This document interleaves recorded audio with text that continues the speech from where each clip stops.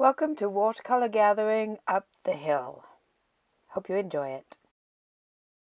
In the painting demonstration that I'm going to show you in a moment, some of this was already done. So you can go to another watercolor techniques video that I have about doing a sky, and I will put that in the links below, in the comments below. And then the other thing that we had done was laid in the road and the base of the walls. And that was just Paynes Gray. And you just follow those lines along. And it's just the first base of that. And then we had started doing the trees. The first layer on the barn is a mixture of alizarin crimson, burnt sienna, and a small amount of sepia to give this sort of rich red barn color. That is the same color used on the front door of the house. The other thing that we had done prior to this video, or that I had done prior to this video, is the roof on the house. And so you paint in where the roof is and put in the shape of the snow melting down the roof. And then that roof, the snow, remains white, the white of the paper. Now I'm going to continue putting in the trees and the woods in the background. And this is a very pale mixture of sepia and Paynes Gray. Some of the trees are darker, more in the foreground, and there's some in the background as well. So this is a little time consuming, but has to be done. And the tree line goes right along the back. Then I've got a light wash of Paynes Gray and sepia again, and just put them in to define the shapes of the trees as if there were more branches on those trees. And then this is one of the trees in the foreground once you have those trees in the background done. And these are pretty much all maple trees. So put in the branches, and then if you don't have it dark enough the first go around, just go in again with a darker mixture of the Paynes Gray and sepia. And then I have to put in that lean-to or that porch on the back of the house.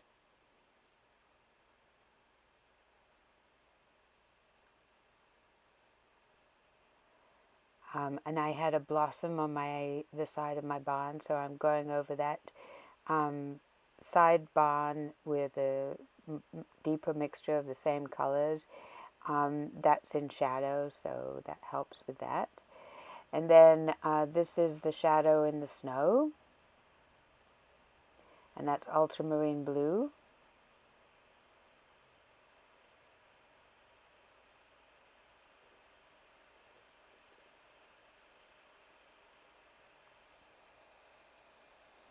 And then I'm doing the shadow under the eave of the roof on the house, and that's with ultramarine blue and Paynes Gray. And then I'm using a micron 2mm permanent marker to put in the shutters and the windows on the house.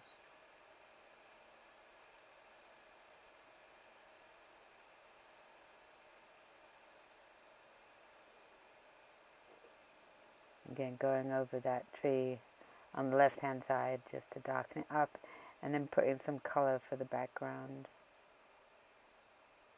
And there's the red door. And that's again alizarin crimson, burnt sienna, and sepia. And I'm using the micron permanent marker again to put in the window panes on the door to the barn.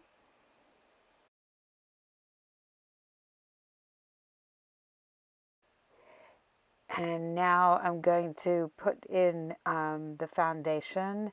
There's a little bit of the foundation showing between the snowbanks, and I'm using some raw umber mixed with some sepia.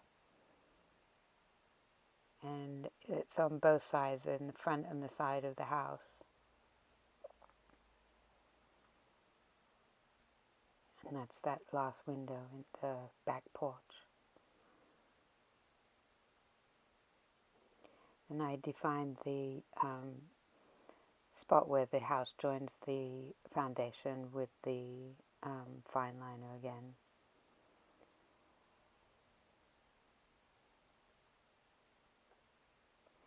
And here's a sort of a flicking motion to put in the idea of those being stone walls. So this is a mixture of sepia and Paynes Gray once more, and just dabbing it up and just giving the idea of that being a stone wall. And then at the top, just underneath where the snow is on the top of that stone wall, just add a little bit of dark Paynes Gray, so it gives the impression that that snow is in the shadow, or it's melting down the wall.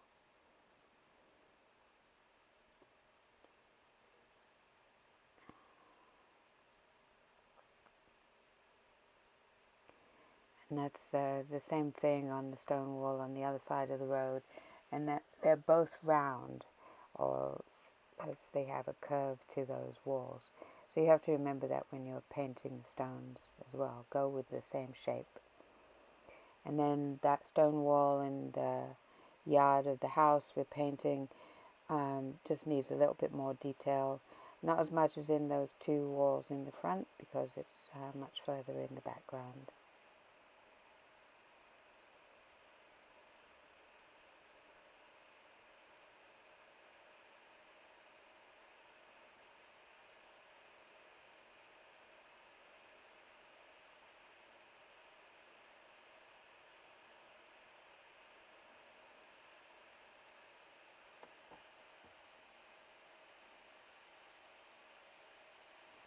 And then the way I did the snowbanks, the dirty snowbanks, because this is a couple of days after the snowfall, is I use the side of the rigger brush or the liner brush, load it with some relatively thick paint, so not too much water, and just drag it across the hills of the 140-pound cold press paper. And it's a mixture, those snowbanks are a mixture of a little bit of burnt sienna and sepia, and then dark sepia. And now I'm just darkening up the sides of the road with some Paynes Gray, and then feathering it out so that it blends in with the rest of the road.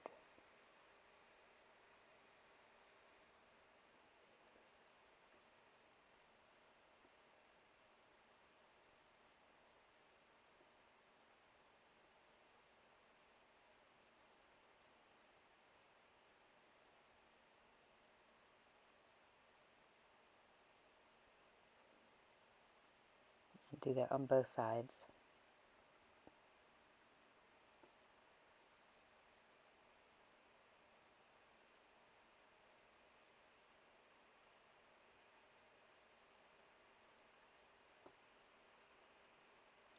And then on the roof of the barn with ultramarine blue, just put in some definition of where the metal roof is underneath that snow, just to give some definition into that snow, because there's ridges in that snow.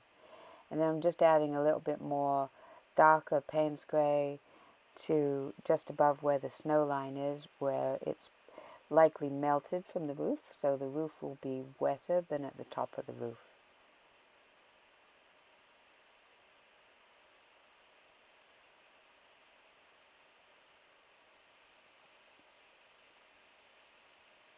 And then there's some ornamental grasses in the garden behind that stone wall, and I'm using some cadmium yellow to lay in the background, and then I'm going to go back in with raw umber to further define those clumps of grasses.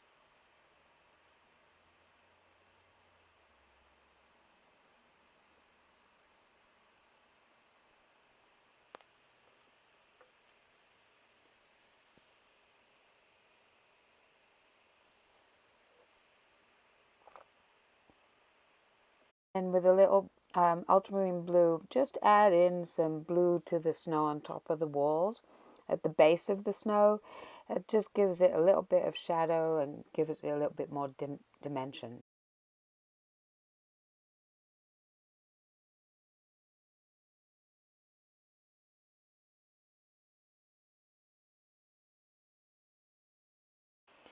Now there's some shrubs that are on the near side of that wall, and just putting those in with some dark sepia and Paynes Gray.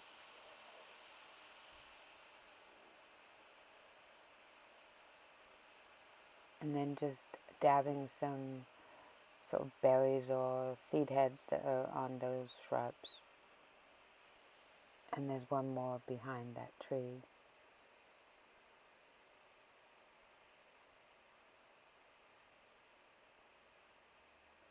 And then I'm putting a little ultramarine blue at the base of those shrubs, because there will be a little bit of a shadow there.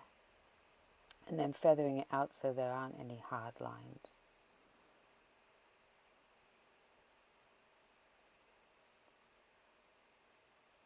Now I'm going back to the micron again, and I'm going to put in a little bit of detailed branches with the micron in those trees that would be in the nearer part of those woods. It's a little easier to do with the micron pen instead of a very fine brush.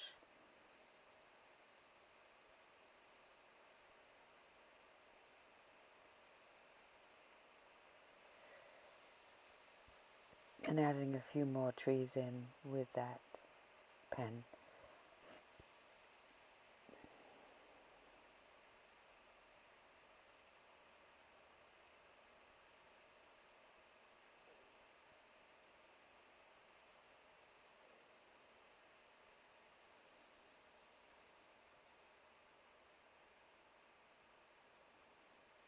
Some grass showing through the snow just in front of that tree on the left hand side, and again this is a little raw umber, maybe a little burnt sienna mixed in.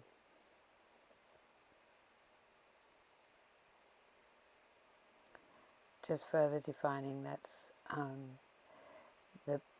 the wall in the foreground. I hadn't done that before.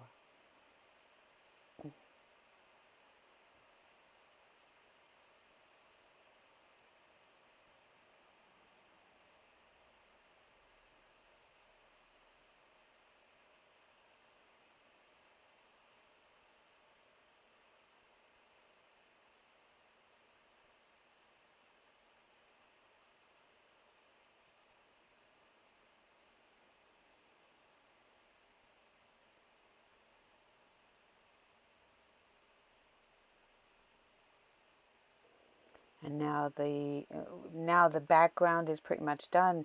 I can put in those two trees that are kind of in the foreground.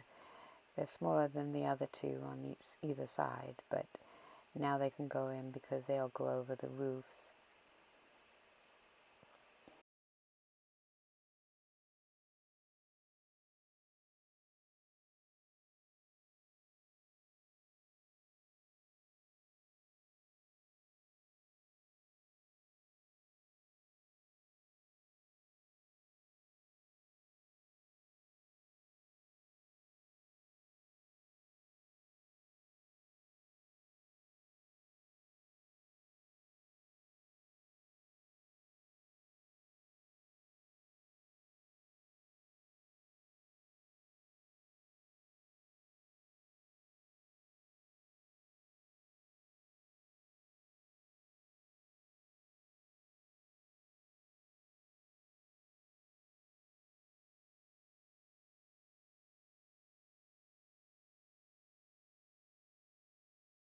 Now we're getting to the final touches. There's a shrub on the corner of the barn that I'm going to put in with, again, the sepia and Paynes Gray. And it kind of slopes down. And will also help cover up that blossom that I had there.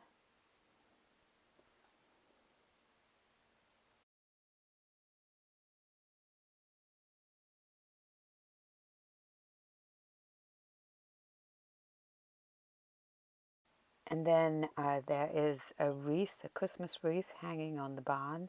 And I'm just using a mixture of Hooker's Green Light and Paynes Gray to paint that in.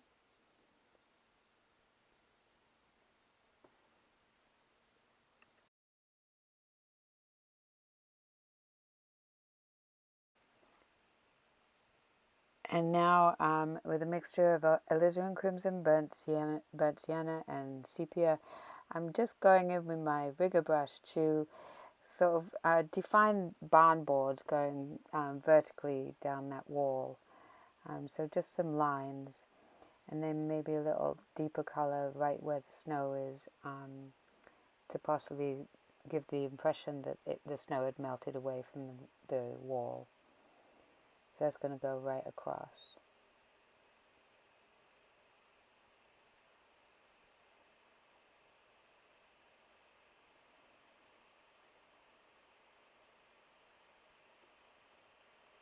And on the side of the barn as well.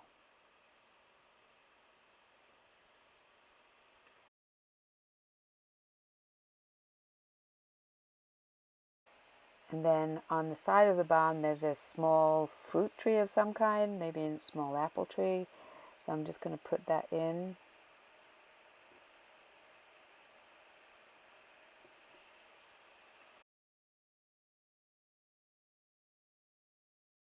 And then under that shrub and the tree, I'm just going to put in some mixture of Paynes Gray and ultramarine blue to put some shadow underneath the tree and that shrub. And don't forget to feather it out so you don't have too many hard lines. And now the final touch is with some white acrylic. I'm going to put the snow on the branches. And you don't have to be too much of it, just enough to give the impression that there is fairly fresh fallen snow. And this has to be done with a fine liner as well. And I put a little bit of snow on the wreath. And then I added some snow to just the tops of those walls in front. And then I used the white acrylic just to give the impression of some white lines coming down that hill. So thank you for joining me today. I hope this was helpful. If you have any questions, please leave them in the comments. I'll be happy to help. Thanks again. Have a great day.